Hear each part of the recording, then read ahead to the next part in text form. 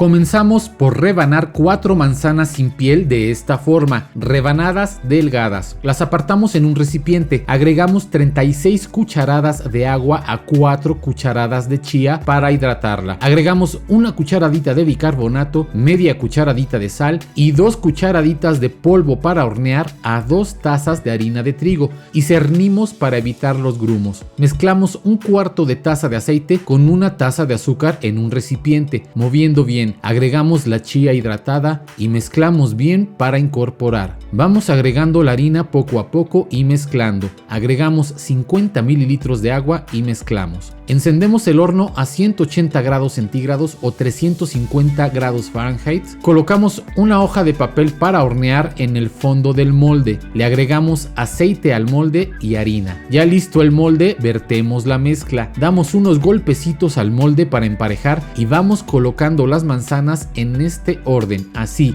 en círculo. Agregamos más en el centro y ya quedó listo. En un recipiente mezclamos un poco de canela con azúcar y lo vamos agregando o espolvoreando por encima del pastel. Horneamos a 180 grados centígrados o 350 Fahrenheit por 45 minutos. Pasado este tiempo, revisamos introduciendo un palillo y si sale seco ya está listo. Lo retiramos y esperamos a que enfríe un poco. Desmoldamos y así es como nos queda este exquisito y esponjosito pastel de manzana.